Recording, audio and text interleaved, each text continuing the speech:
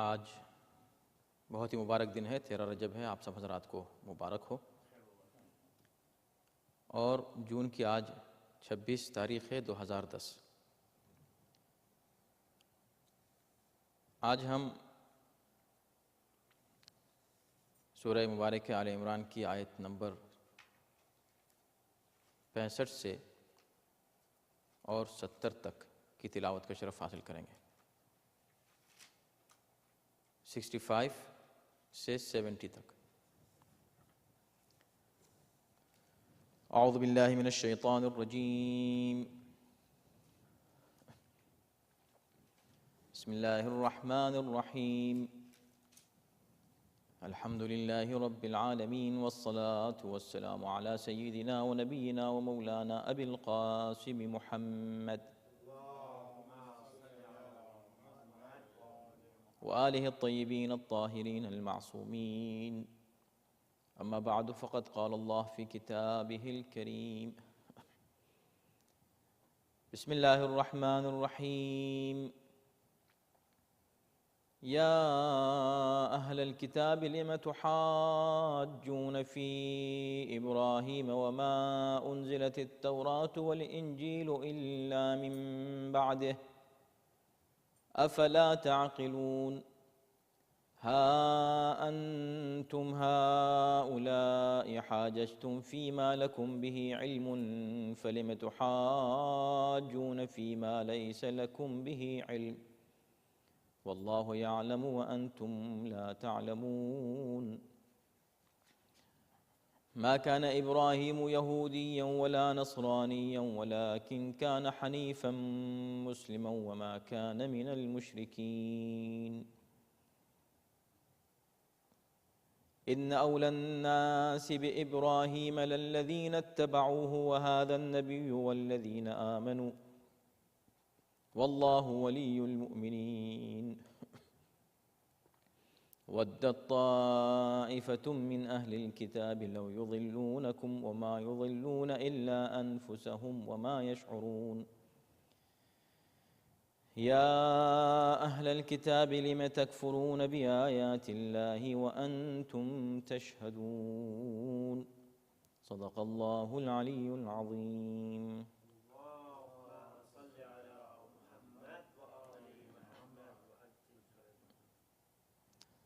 ارشاد ہو رہا ہے کہ اے اہل کتاب، تم ابراہیم کے بارے میں بحث کیوں کرتے ہو حالانکہ توراۃ و انجیل ان کے بعد نازل ہوئی ہیں؟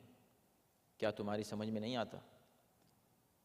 تم وہی تو ہو جو پہلے ان باتوں پر بحث و تکرار کرتے رہے جن کا تمہیں علم تھا، اب ان باتوں پر کیوں بحث کرتے ہو جن کا تمہیں علم ہی نہیں ہے؟ اور اللہ ہی جانتا ہے، تم نہیں جانتے۔ ابراہیم نہ تو یہودی تھے نہ عیسائی، بلکہ خالص مسلمان تھے اور مشرکین میں سے بھی نہیں تھے۔ بے شک ابراہیم سے وہ لوگ سب سے زیادہ نزدیک ہیں جو اس پیغمبر اور صاحبان ایمان کے نقش قدم پر چلے، اور اللہ مومنین کا سرپرست ہے۔ اہل کتاب کا ایک گروہ یہ چاہتا ہے کہ تمہیں گمراہ کر دے، حالانکہ وہ اپنے آپ ہی کو گمراہ کرتے ہیں مگر انہیں احساس نہیں ہوتا۔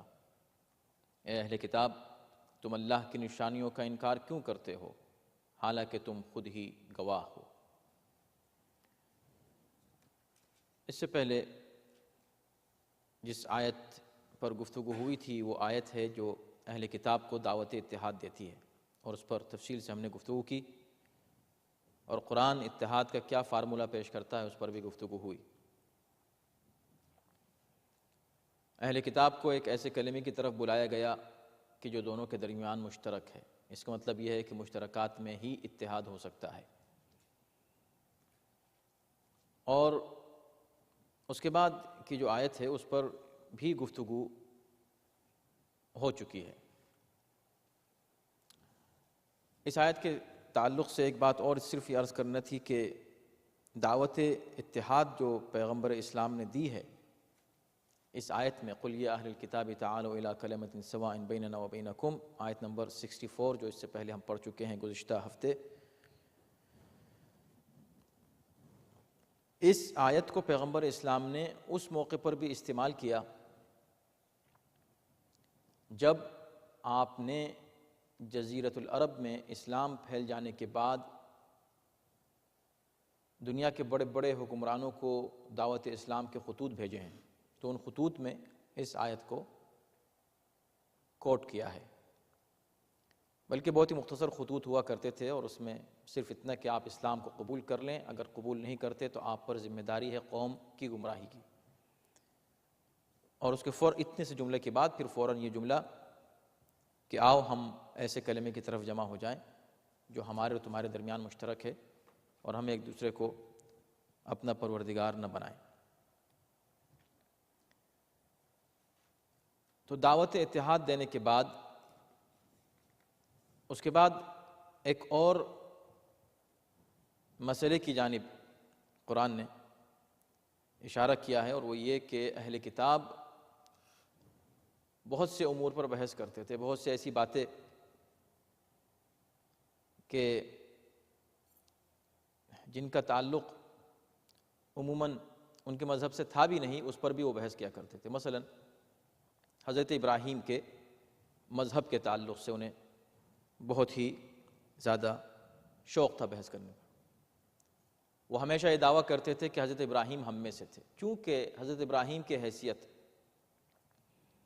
اس دور میں سبھی کے لیے جتنے مذاہب تھے، چاہے وہ عرب ہوں مشرکین، یا وہ یہودی ہوں، یا وہ عیسائی ہوں، یہی تین بڑے مذاہب تھے، ان سب کے نزدیک حضرت ابراہیم کی بڑی اہمیت تھی، بڑی عظمت تھی، اور سب کسی نہ کسی طرح اپنے آپ کو ان سے منسوب کرنے میں فخر محسوس کرتے تھے حضرت ابراہیم کی جانب۔ تو اہل کتاب خاص طور پر عربوں پر فخر کرتے تھے، اس لیے کہ عرب یہ کہتے تھے کہ ہم تو ان کی اولاد ہیں،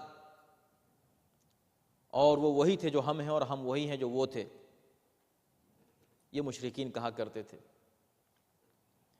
اس پر یہود و نصارہ یہ فخر کرتے تھے کہ چونکہ ظاہر سی بات ہے کہ حضرت موسیٰ اور حضرت عیسیٰ یہ دونوں بھی حضرت ابراہیمی کی اولاد میں سے ہیں، لیکن ضروری نہیں ہے کہ جتنے بھی یہودی ہوں وہ بھی ان کی اولاد سے ہوں، یا جتنے عیسائی ہوں وہ حضرت ابراہیم کی اولاد سے ہوں، یہ ضروری نہیں تھا۔ تو وہ اس کو دوسرے انداز سے لاتے تھے اور کہتے تھے کہ ٹھیک ہے، اگر تم ان کی اولاد میں سے ہو تو حضرت ابراہیم ہم میں سے تھے مذہب کے اعتبار سے، اگر تم بے اعتبار نسب فخر کرتے ہو تو ہم بے اعتبار مذہب فخر کرتے ہیں کہ حضرت ابراہیم ہم میں سے تھے۔ یہودی کہتے تھے کہ وہ یہودی تھے، عیسائی کہتے تھے کہ وہ عیسائی تھے۔ تو خیر، اس پر چونکہ اس آیت پر گزشتہ ہفتے گفتگو ہو چکی ہے، ہم اس کو دہرائیں گے نہیں، کہ قرآن نے یہاں پر ایک دلیل ان کو دی اور یہ کہا کہ اے اہل کتاب، تم اس بات پر کیوں بحث کرتے ہو کہ ابراہیم کون تھے اور ان کا مذہب کیا تھا؟ تم یہ دعویٰ کرتے ہو کہ یہودی تھے یا عیسائی تھے، یہ کیسے ہو سکتا ہے؟ حالانکہ توریت اور انجیل تو بعد میں نازل ہوئی، اور یہ تمہارا مذہب جس کو تم یہودی اور عیسائی کہتے ہو یہ ان کے بعد آیا ہے، تو بعد میں آنے والے مذہب کا پیرو وہ کیسے ہو سکتا ہے جو پہلے آیا ہو؟ اور اس کا بھی جواب ہم دے چکے ہیں کہ پھر قرآن بھی تو بعد میں آیا، تو بہرکیف قرآن مسلم اس کو نہیں کہتا کہ جو خاتم النبیین کے آنے کے بعد مسلم ہوا صرف، بلکہ مسلم قرآن نے ہر اس شخص کو کہا ہے جو اللہ کا فرما بردار ہو، اور حضرت آدم سے لے کر خاتم تک جتنے انبیاء ہیں ان سب کو اسلام مسلمان خیال کرتا ہے، لہٰذا یہ اعتراض اسلام پر نہیں ہو سکتا۔ اب اس کے بعد یہ آیت ہے، ہا انتم ہؤلاء حاججتم فیما لکم بہ علم، کہ بھئی تم لوگ بحث کرتے رہتے ہو، تمہاری عادت ہی بحث ہے، تمہیں شوق ہے بحث کرنے کا۔ بہت سے لوگ ہوتے ہیں جن کو شوق ہے بس بحث کریں کسی بات کے اوپر، کٹ حجتی کریں، اور بحث برائے بحث ہو، سمجھنے کے لیے نہ ہو، دلیل کو قبول نہیں کرتے۔ تو قرآن نے کہا کہ بھئی تم ایسی باتوں پر بحث کر رہے تھے اس سے پہلے جس کا تمہیں علم تھا، تم جانتے تھے ان کے بارے میں، کچھ تمہیں معلومات تھیں۔ اب تم ایسی بات پر بحث کر رہے ہو جس کا تمہیں علم ہی نہیں ہے۔ یعنی حضرت ابراہیم کے مذہب کے بارے میں تمہیں کیا علم ہے؟ تم کیا جانتے ہو ان کے بارے میں؟ اور تمہیں بحث ہے کہ حضرت ابراہیم ایسے تھے اور ویسے تھے۔ تو حضرت ابراہیم کے بارے میں نہ تمہیں کوئی علم ہے اور نہ ان کے مذہب کے بارے میں تم جانتے ہو، تو تم اس پر کیوں بحث کر رہے ہو؟ لیکن وہ کون سی بات ہے جس کے لیے قرآن یہ کہہ رہا ہے کہ تم ان باتوں پر بحث کر رہے تھے اس سے پہلے جس کا تمہیں علم ہے؟ وہ کیا بات تھی؟ تو ظاہر ہے کہ وہ بہت سے مسائل پر گفتگو کرتے تھے اور بحث کرتے تھے، ان میں سے دو اہم اور بنیادی مسائل تھے جن پر انہیں بحث تھی، خاص طور پر عیسائی۔ اور وہ کیا؟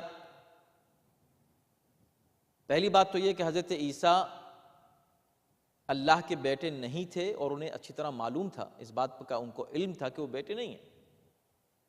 اللہ کا کوئی بیٹا نہیں ہو سکتا، وہ نبی ہیں، اللہ کے فرستادہ ہیں، پیغمبر ہیں۔ تو اس بات پر بحث کرتے تھے علم ہوتے ہوئے بھی، اس لیے کہ اس مسئلے کو اگر دیکھا جائے تو توریت اور انجیل دونوں میں اگر آپ یہ دیکھیں تو اس بات سے یہ ثابت ہوتا ہے کہ کوئی بھی انسان خدا کا فرزند نہیں ہو سکتا، یعنی توحید تو اس میں ہے۔ اس محرف توریت و انجیل کی بات نہیں ہو رہی ہے، جو حقیقی توریت و انجیل نازل ہوئی ان میں اس میں توحید کا جو تذکرہ ہے اس سے یہ ظاہر ہوتا ہے کہ اللہ جسم اور جسمانیات سے مبرہ ہے، اور نہ وہ کسی کا بیٹا ہے نہ کسی کا باپ ہے، لیکن اس کے باوجود بھی وہ اس میں بحث کر رہے تھے۔ دوسرا مسئلہ جس پر وہ بحث کرتے تھے بہت زیادہ اور کٹھوجتی کرتے تھے، وہ پیغمبر اسلام کے تعلق سے وہ علامتیں تھیں جو توریت و انجیل میں بیان کی گئی ہیں، یہ جانتے ہوئے بھی، یہ علم رکھتے ہوئے بھی کہ یہ اللہ کے نبی ہیں اور رسول ہیں، پھر بھی بحث کرتے تھے۔ یعنی انہیں معلوم تھا کہ جو علامتیں اور جو نشانیاں ان کی کتابوں میں بیان کی گئی ہیں وہ خاتم النبیین ہی کی نشانیاں ہیں، اور یہی آخری نبی ہیں، یہ آخری پیغمبر ہیں، اس کے باوجود بھی وہ بحث کیا کرتے تھے اور اس کا انکار کرتے تھے۔ تو قرآن نے کہا کہ تم ان باتوں، یعنی حضرت عیسیٰ کے بارے میں تمہیں علم تھا پھر بھی بحث کرتے تھے، تمہیں رسول اللہ کے بارے میں علم تھا پھر بھی بحث کرتے تھے، اب تم ایک ایسی فیلڈ میں داخل ہو رہے ہو، ایک ایسے مسئلے پر گفتگو کر رہے ہو جس کا تمہیں علم ہی نہیں ہے، اور وہ حضرت ابراہیم، کہ حضرت ابراہیم کا مذہب کیا تھا۔ تو یہ بات کہنے کے بعد کہا کہ واللہ یعلم وانتم لا تعلمون، خدا جانتا ہے تم نہیں جانتے۔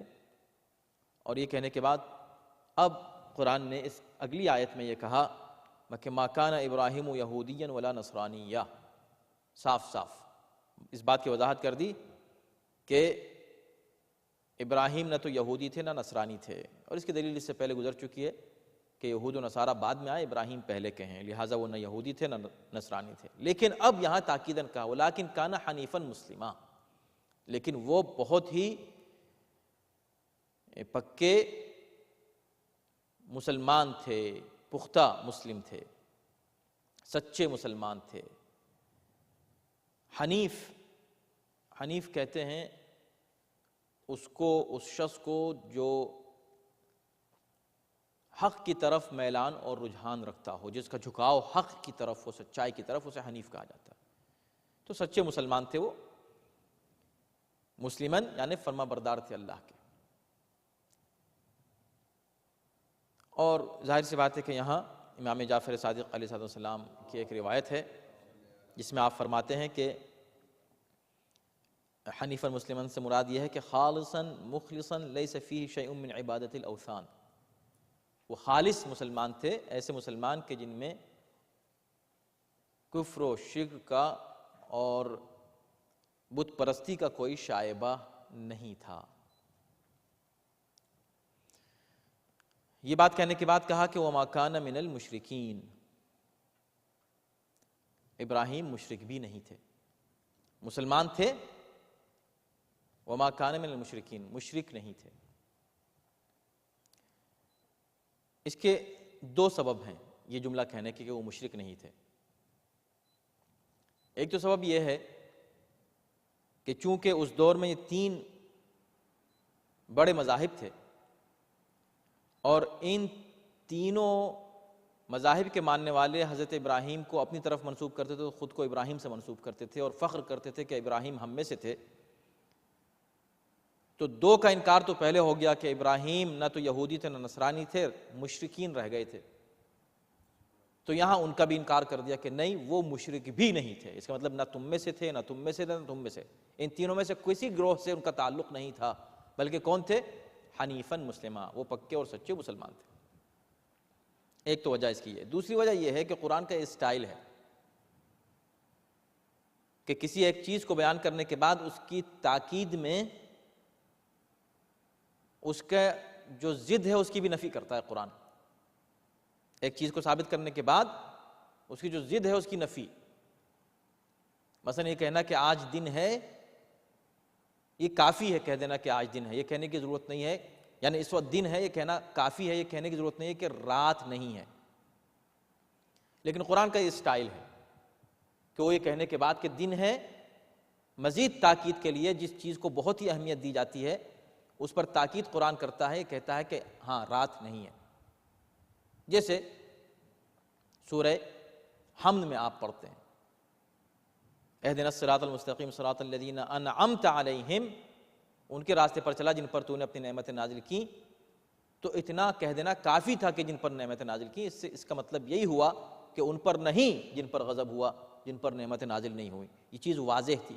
لیکن یہ کہنے کے بعد اس کو تاکیداً کہا، اور یہی اصل میں فلسفہ ہے اسلام، اسی فلسفے پر گویا کہ اسی بنیادوں پر قرآن جو ہے اسلام پورا قائم ہے کہ محبت کی جائے ان سے جو اچھے لوگ ہیں، اور ان سے اظہار نفرت و بیزاری کیا جائے جو برے لوگ ہیں۔ تو صرف اچھوں کے ساتھ ہو جانا کافی نہیں ہے، صرف ایک بات کہہ دینا کافی نہیں ہے کہ ہم تو اچھے لوگوں کے ساتھ ہیں، سچوں کے لوگوں کے ساتھ ہیں، نہیں، یہ بھی کہنا ضروری ہے کہ ہم جھوٹوں کے ساتھ نہیں ہیں۔ اسی طرح قرآن نے یہاں یہ کہنے کے بعد کہ وہ مسلم تھے، یہ کہہ دینا کافی تھا کہ مسلم تو وہی ہے نا کہ جو مشرک نہ ہو، مگر پھر تاکیداً کہا کہ وہ مشرک نہیں تھے۔ یہ قرآن کا اسٹائل ہے تاکہ بالکل واضح ہو جائے کہ حضرت ابراہیم مسلمان تھے۔ تو اس سے پہلے ایک دلیل دی جا چکی ہے کہ کیوں وہ مسلمان تھے، اور کیوں مسلمان آخر کیوں اس بحث میں پڑھ رہے ہیں کہ وہ کیا تھے۔ جب اس سے پہلے کہا جا چکا ہے کہ تم اس بحث میں کیوں پڑھتے ہو کہ ابراہیم کون تھے، وہ پہلے گزر چکے ہیں، تو اصولاً ہونا ہی چاہیے تھا کہ آپ بھی اس بحث میں نہیں پڑھیں کہ کون تھے وہ، خود آپ اس بحث میں شامل ہو گئے۔ وہ کہہ رہے ہیں کہ ہم میں سے تھے، وہ تینوں کہہ رہے ہیں ہم میں سے تھے، آپ چوتھے آ گئے، آپ نے بھی کہا ہم میں سے تھے، تو کیا فرق ہوا؟ تو قرآن اس کی وضاحت کر رہا ہے کہ ان اول الناس بابراہیم الذین اتبعوہ، اولا یعنی تمام انسانوں میں ابراہیم سے اولا، ابراہیم کے لیے اولا یا ابراہیم کے ساتھ اولا ترین وہ لوگ ہیں۔ اولا کیا مطلب؟ یعنی زیادہ حق ہے انہیں ان کے بارے میں بات کرنے کا، یا یہ کہ زیادہ نزدیک ہیں اور قریب ہیں حضرت ابراہیم سے۔ تو حضرت ابراہیم سے قریب ترین افراد کون ہیں؟ دیکھیں کتنی لاجک کی بات ہے، قرآن کبھی بھی ایسی بحثوں میں نہیں پڑتا جو عوامی بحثیں ہیں کہ وہ ہم میں سے تھے، انہوں نے کہا ہم میں سے تھے، انہوں نے کہا ہم میں سے تھے۔ قرآن نے یہ کہنے کے بعد کہ وہ مسلمان تھے اس بات کی وضاحت کی کہ یہ کوئی پارٹی بندی کی بحث میں نہیں کہا جا رہا ہے کہ تم اپنے میں سے کہہ رہے ہو، تم نے کہا نہیں وہ ہم میں سے تھے تو پارٹی ہو گئی، بلکہ ایک اصول ہے، ایک اصول معین ہونا چاہیے، کچھ قانون ہونے چاہیے، کچھ کرائٹیریا ہونے چاہیے کہ جن کی بنیاد پر یہ طے کیا جائے کہ وہ کون تھے ابراہیم اور ان کا تعلق کس گروہ سے تھا، یا آج کے جو لوگ ہیں ان میں سے کون وہ لوگ ہیں جو حضرت ابراہیم سے زیادہ قریب ہیں۔ اس کے لیے ایک اصول ہونا چاہیے، نہیں کہ تم چونکہ ہم مسلمان ہیں اور چونکہ ہم یہودی ہیں اور چونکہ ہم عیسائی ہیں، یہ سب دعوے اپنی جگہ ہیں، لیکن کوئی اصول اور قانون مرتب ہو تاکہ عدل و انصاف کی بنیاد پر فیصلہ ہو سکے کہ واقعاً کون ہے وہ جو ابراہیم سے زیادہ نزدیک ہے۔ تو فرمایا اللہ نے قرآن مجید میں کہ کہہ دو کہ ان اول الناس، ابراہیم سے زیادہ قریب وہ ہیں، یعنی دوسرے کے مقابلے پر زیادہ حق رکھتے ہیں ابراہیم کو اپنا کہنے کا، وہ لوگ للذین اتبعوہ، جنہوں نے ان کی پیروی کی، جو ان کے نقش قدم پر چلتے ہیں، جو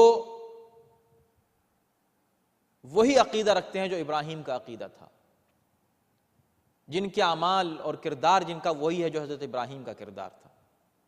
بس سمپل ہے، یہ ایک جرنل ایک بات کہہ دی قرآن نے، اس میں کوئی دعوے کی بات نہیں ہے، نہ اس میں لڑائی جھگڑے کی بات ہے، نہ اس میں اس بحث میں پڑھنے کی بات ہے کہ ابراہیم کون تھے۔ کردار کے اعتبار سے کوئی کسی سے منسوب ہونے کا حق رکھتا ہے۔ حد یہ ہے کہ قرآن اس بات پر زور دے رہا ہے کہ للذین اتبعوا، اتباع یعنی پیروی سے کوئی شخص کسی کے قریب ہوتا ہے۔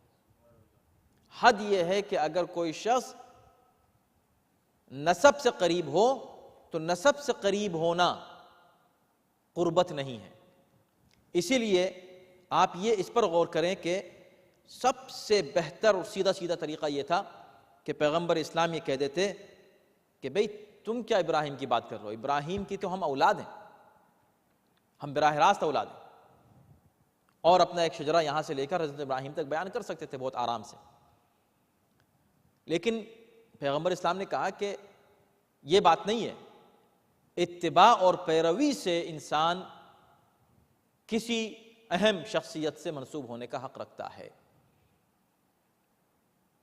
تو کون ہے للذین اتبعوا؟ عقیدہ اور عمل کس کا حضرت ابراہیم سے زیادہ قریب ہے؟ اور اس سے آگے بڑھ کر قرآن تو یہ تو جناب ابراہیم کا ذکر ہے، حضرت نوح کے ذکر میں تو مزید اس کی وضاحت ہو جاتی ہے کہ ڈائریکٹ بیٹا ہے، نوح کا بیٹا، مگر اس کے باوجود بھی جب انہوں نے اللہ سے کہا کہ پروردگار ان ابنی من اہلی و ان وعدک الحق، اے پروردگار تو نے یہ وعدہ کیا تھا کہ تیرے اہل کو بچاؤں گا، تم بچ جاؤ گے اور تمہارے والے تمہارے اہل بچ جائیں گے، تو مالک میرا بیٹا تو میرے اہل سے ہے، تو فرمایا کہ انہ لیس من اہلک، تمہارا بیٹا تمہارے اہل سے نہیں ہے، حالانکہ بیٹا ہے، مگر تم سے اب اس کو کوئی نسبت نہیں رہ گئی، اسے حق حاصل نہیں ہے وہ خود کو تمہارا بیٹا کہے، اس کو حق حاصل نہیں ہے کہ وہ خود کو کسی طرح تم سے منسوب کرے۔ کیوں؟ وجہ کیا ہے منسوب نہیں کرنے کی؟ انہ عمل غیر صالح، اس لیے کہ اس کا عمل غیر صالح ہے۔ تو جو شخص کردار میں مماثلت نہیں رکھتا، جو شخص کردار میں پیروی نہیں کر سکتا، جس کا عقیدہ ویسا نہیں ہے، اس کو حق حاصل نہیں ہے کہ وہ خود کو منسوب کرے ایسی کسی شخصیت سے۔ یعنی ایک جنرل بات کہہ دی گئی اور یہ اپلائی ہر جگہ ہوتی ہے، اور آج بھی مسلمانوں پر اور ہم پر اپلائی ہوتی ہے کہ ہم پیغمبر اسلام کی پیروی کا دم بھرتے ہیں، یا ان سے محبت کا، یا ان سے نسبت کا، کہ ہم تو مسلمان ہیں، ہم تو حضور کے ماننے والے ہیں۔ حضور کا کوئی بھی ماننے والا نہیں ہے جب تک حضور کے اتباع کرنے والا نہ ہو۔ جب تک آپ پیروی نہ جو ہے کریں، اس وقت تک آپ رسول کے ماننے والے نہیں مانے جائیں گے۔ ایسے ہی اہل بیت کے ماننے والے، ہم بہت اہل بیت کو مانتے ہیں، ہم بہت اہل بیت کو مانتے ہیں۔ ہر انسان کہہ سکتا ہے ہم اہل بیت کو مانتے ہیں۔ اہل بیت سے منسوب وہی ہو سکتا ہے کہ جس کا کردار اہل بیت جیسا کردار ہو، جو کردار میں، عقیدے میں اہل بیت کی پیروی کر رہا ہو، اسی کو حق حاصل ہے کہ وہ خود کو اہل بیت سے منسوب کرے۔ چنانچہ مجموع البیان میں علامہ تبریسی نے ایک روایت بیان کی ہے کہ ان ولی محمد من اطاع اللہ وان بعدت لحمته وان عدو محمد من عصى اللہ وان قربت قرابته۔ ایک اصول بیان کر دیا گیا۔ پیغمبر اسلام فرماتے ہیں کہ محمد صلی اللہ علیہ وسلم کا دوستدار اور ولی اور ان کا چاہنے والا صرف وہی ہے جو اللہ کی اطاعت کرے،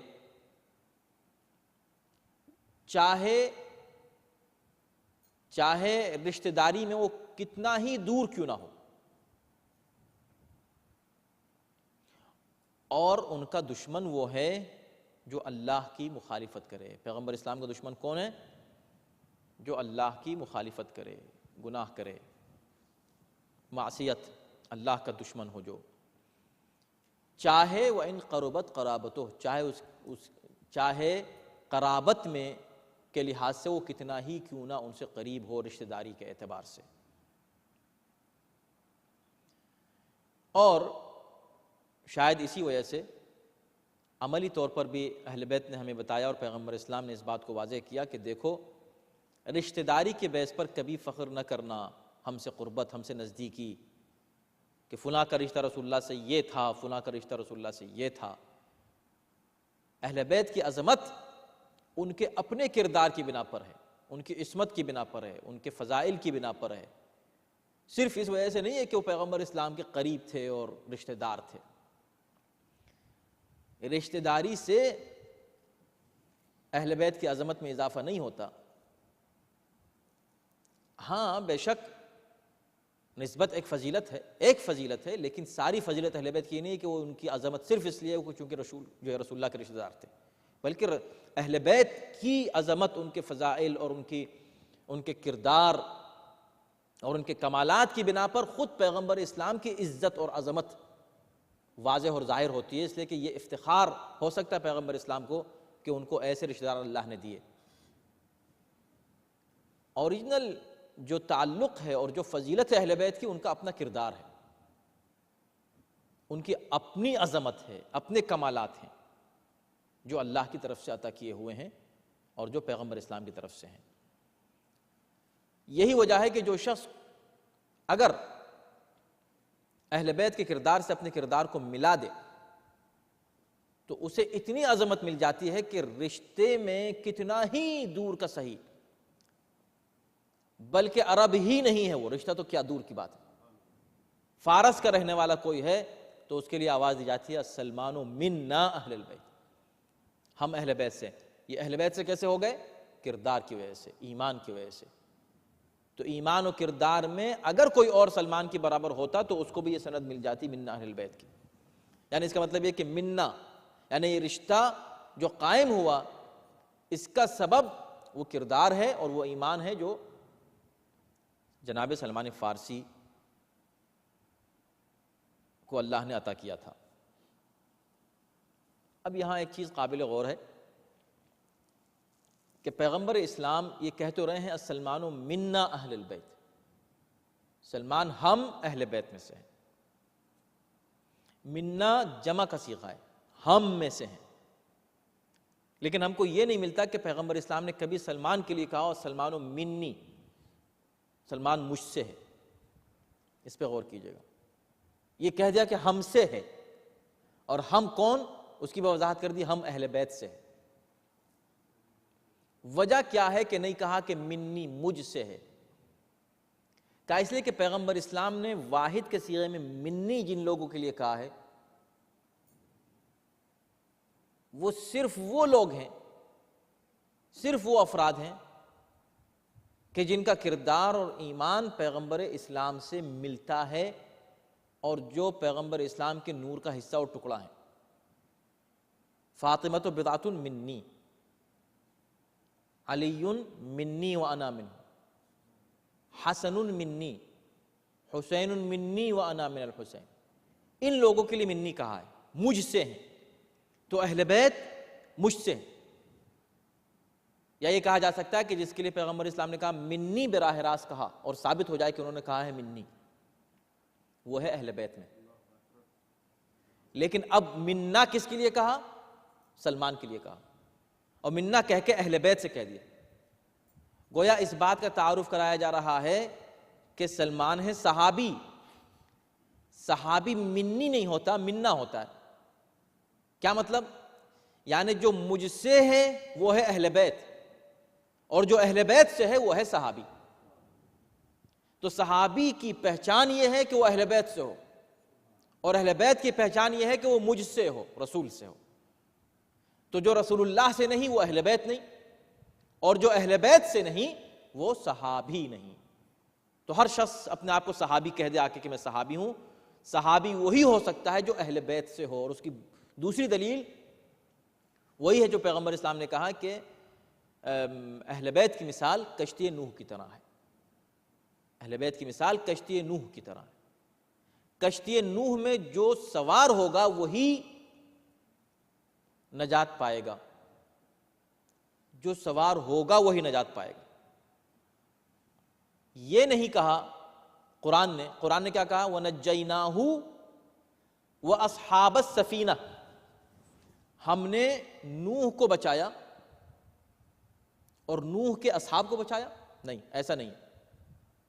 وَنَجَّيْنَاهُ وَأَصْحَابُهُ کہیں نہیں ہے کہ ہم نے نوح کو اور نوح کے صحابہ کو بچا لیا، نوح کو اور نوح والوں کو بچا لیا، نہیں۔ وَنَجَّيْنَاهُ وَأَصْحَابَ السَّفِينَةِ، ہم نے نوح کو بچایا اور سفینے والوں کو بچایا، کشتی والوں کو بچایا، اصحاب سفینہ کو بچایا۔ تو اس کا مطلب یہ ہوا کہ نبی کے ساتھ نجات اس کو ہوتی ہے جو کشتی نجات کے ساتھ ہو، جو صرف نبی کے ساتھ ہونے کا دعویٰ کرے، جیسے نوح کا بیٹا کر رہا تھا کہ میں تو آپ کا بیٹا ہوں، میں تو کہ نہیں، جب تک کشتی میں نہیں آؤ گے بچو گے نہیں۔ اسی طرح صحابہ کا مسئلہ ہے، صحابہ صرف وہ قابل اعتماد ہیں، صحابہ صرف وہ لائق عزت و احترام ہیں جو اس کشتی میں سوار ہو جائیں، اور صرف انہی کو نجات ملے گی، اصحاب رسول نہیں، اصحاب سفینہ کو نجات ملے گی۔ اور یہی وجہ ہے کہ بخاری میں وہ موجود ہے کہ پیغمبر اسلام قیامت کے دن دیکھیں گے کہ کچھ فرشتے لے کر جا رہے ہیں اصحاب کو جہنم کی طرف، تو آواز دیں گے اصحابی اصحابی، پروردگار یہ تو میرے اصحاب ہیں۔ تو آواز آئے گی کہ تمہیں نہیں معلوم ما احدثوا بعدک، انہوں نے تمہارے بعد کیا کیا کرتوت کی ہیں۔ تو پیغمبر اسلام کی نگاہوں کے سامنے ان کے صحابہ کو لے کر جایا جائے گا جہنم کی طرف، فرشتے لے کر جائیں گے۔ کیوں؟ اس لیے کہ یہ وہ لوگ ہوں گے کہ جنہوں نے کشتی نجات کو یعنی اہل بیت کو چھوڑ دیا ہوگا۔ تو مختصر یہ آج ظاہر ہے کہ امیر المومنین حضرت علی بن ابی طالب علیہ السلام کی ولادت کی تاریخ بھی ہے، اس نسبت سے بھی اس بات کا تذکرہ مناسب تھا کہ وہ شخص صرف نبی سے نسبت کا حق رکھتا ہے جو کردار اور ایمان میں اہل بیت کی پیروی کر رہا ہو۔ کشتی نجات اہل بیت کو قرار دیا ہے، لہٰذا رشتہ کہاں سے معین ہوگا؟ پیغمبر اسلام سے، اہل بیت کے توسط سے ہوگا، اور کردار اور ایمان کی بنیاد پر ہوگا۔ اب اس کے بعد کی آیت میں کہا جا رہا ہے کہ وَدَّتْ طَائِفَةٌ مِّنْ أَهْلِ الْكِتَابِ لَوْ يُضِلُّونَكُمْ، اہل کتاب میں کچھ لوگ ایسے ہیں کہ جو ایک گروہ ایسا ہے جو یہ تمنا رکھتا ہے کہ تم کو گمراہ کر دے۔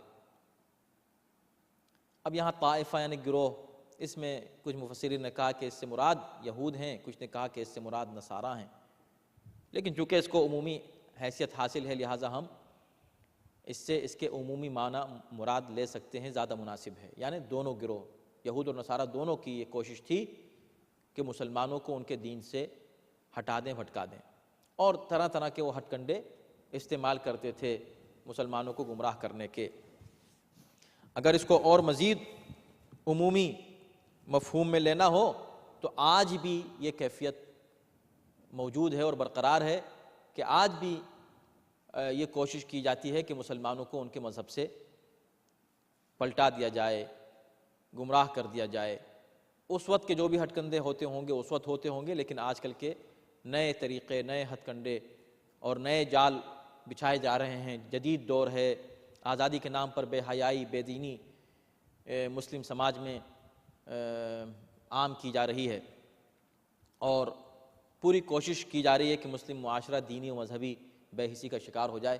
یہ ایک طرح کا فرہنگی حملہ جو مسلمانوں پر کیا جا رہا ہے، اس کا بھی مقصد یہ ہے کہ وہ نام کے مسلمان رہ جائیں لیکن اپنے دین سے پلٹ جائیں، اپنے مذہب سے پلٹ جائیں۔ چنانچہ اس سلسلے میں کافی کامیابی حاصل کی جا چکی ہے، اور مسلمانوں کو دین اور مذہب کے اعتبار سے انتہائی بے حس کیا جا چکا ہے۔ کافی بڑی تعداد مسلمانوں کی اپنے مذہب سے عملاً پھر چکی ہے۔ آپ اگر ان کے معاشرے کو دیکھیں، ان کے اٹھنے بیٹھنے کو دیکھیں تو آپ کو بالکل محسوس نہیں ہوگا کہ یہ مسلمان ہیں اور یہ قرآن پر عمل کرنے والی قوم ہے۔ یہ وہ قوم ہے کہ جس کے لیے پیغمبر اسلام بہترین نجات کا پیغام لے کر آئے تھے۔ ایسا محسوس نہیں ہوتا، بلکہ دوسری قوموں کی نقل میں یہ مسلمان اپنی اصل بھول گئے ہیں۔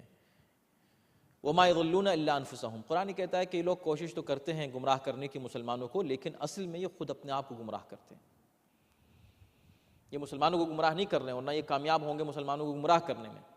جو سچے مسلمان ہیں، جو مومن ہیں، وہ کسی کے بھٹکائے سے بھٹکتے نہیں ہیں، بلکہ وہ بلا شبہ صراط مستقیم پر قائم رہتے ہیں۔ اور جو لوگ ان کو گمراہ کرنے کی کوشش کرتے ہیں وہ اصل میں خود گمراہ ہو رہے ہیں اور اپنے آپ ہی کو گمراہ کر رہے ہیں، اپنے کو دھوکہ دے رہے ہیں، وہ دوسرے کو کیا دھوکہ دیں گے۔ وَمَا يَشْعُرُونَ، لیکن انہیں اس کا شعور نہیں ہے۔ بالکل جیسے منافقین کے لیے کہا تھا کہ وَإِذَا قِيلَ لَهُمْ لَا تُفْسِدُوا فِي الْأَرْضِ قالوا انما نحن مصلحون، جب ان سے کہا جاتا ہے منافقین سے کہ بھئی تم لوگ فساد مت پھیلاؤ زمین پر، تو وہ کہتے ہیں کہ ہم تو اصلاح کرنے والے ہیں، ہم فساد نہیں پھیلا رہے ہیں۔ اسی طرح ان لوگوں کا حال ہے جو مسلمانوں کو گمراہ کرنا چاہتے ہیں، وہ اصل میں اپنے آپ کو دھوکہ دے رہے ہیں، اپنے آپ کو گمراہ کر رہے ہیں، لیکن انہیں شعور نہیں ہے، وہ یہ سمجھتے ہیں کہ ہم بہت بڑا کام کر رہے ہیں۔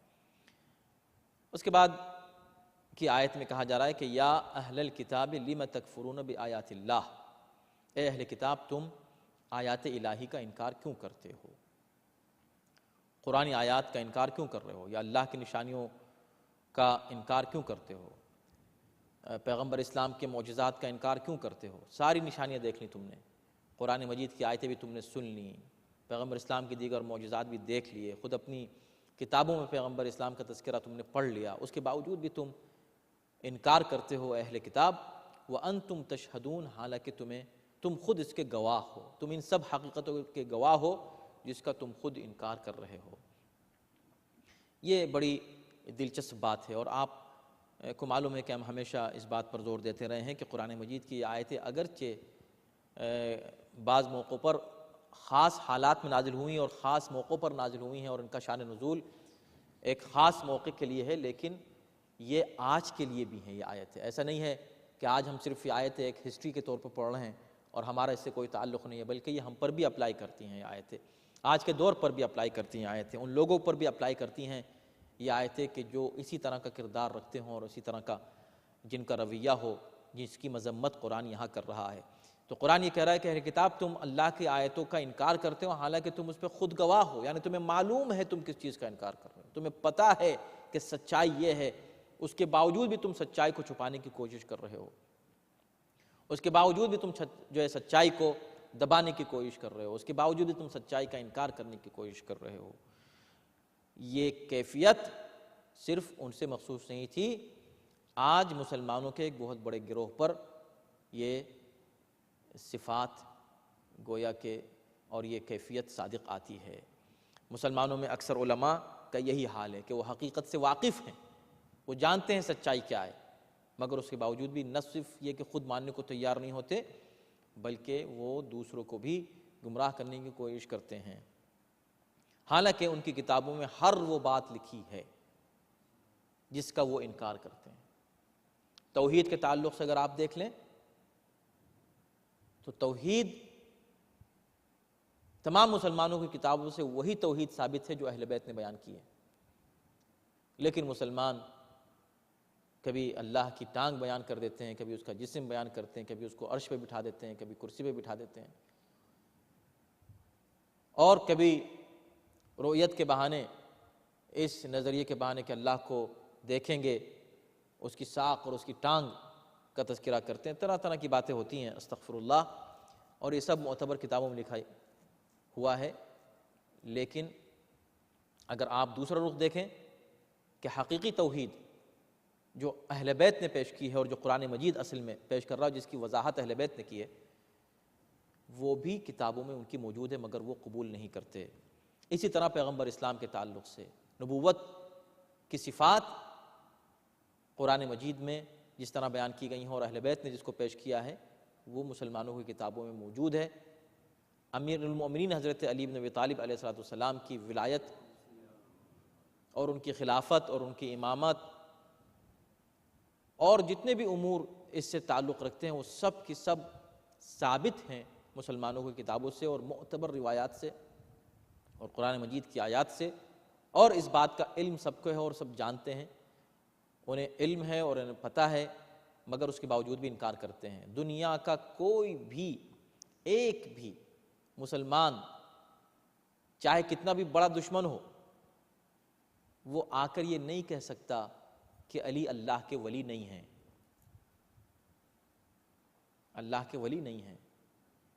ایک عام مسلمان کو یہ لوگ اللہ کا ولی بنا لیتے ہیں، اللہ کا ولی مانتے ہیں، تو یہ ممکن نہیں ہے کوئی کہے کہ نہیں علی اللہ کے ولی نہیں تھے، مانتے ہیں ولی اللہ، یا یہ کہا جائے کہ جانتے ہیں کہ وہ تھے ولی اللہ، لیکن جب ہم کہتے ہیں اشہد ان علی ولی اللہ، تو سب سے بڑا اعتراض اسی پر ہوتا ہے، انکار ہوتا ہے اس حقیقت کا یہ بالکل اسی طرح ہے کہ جیسے یہود و نصارہ اللہ کی آیتوں کا انکار کرتے تھے وَأَنْتُمْ تَشْهَدُونَ، جبکہ وہ جانتے تھے۔ اسی طرح آج مسلمان ان حقیقتوں کا انکار کرتا ہے جانتے ہوئے۔ آج 13 رجب ہے، وہ کون سا مسلمان ہے جو نہیں جانتا کہ مولائے کائنات 13 رجب کو کہاں پیدا ہوئے؟ کعبے میں پیدا ہوئے، لیکن اس کے باوجود بھی فضیلتوں کا انکار ہے۔ اور نہ صرف کعبے میں پیدا ہوئے بلکہ کعبے سے لے کر اور مسجد تک جہاں ان کی شہادت ہوئی، زندگی کا ہر لمحہ اس طہارت اور پاکیزگی کے ساتھ گزرا ہے امیر المومنین کے، اس کا کسی کو انکار نہیں ہے۔ کوئی ایسی کوئی کمی علی کی ذات میں، علی کے کردار میں نہیں بتا سکتا، مگر اس کے باوجود بھی ماننے کو تیار نہیں ہے اور اس حقیقت کو قبول کرنے کو تیار نہیں ہے کہ امیر المومنین علیہ السلام پیغمبر اسلام کے بعد ہر اعتبار سے دوسروں کے مقابلے میں زیادہ حق رکھتے تھے، جبکہ قرآن سے بھی ثابت ہے اور احادیث سے ثابت ہے جو تمام مسلمانوں کی کتابوں میں موجود ہے۔ پروردگار ہم سب کو اس کیفیت سے محفوظ رکھے کہ حق کو پہچانتے ہوئے بھی انسان اس کا انکار کرتا ہو۔ پروردگار ہمیں حق پہچاننے کی توفیق عنایت فرما اور حق کو پہچاننے کے بعد حق کو قبول کرنے اور اس کی پیروی کی ہم سب کو توفیق کرامت فرما۔ صلوات بر محمد وعلیہ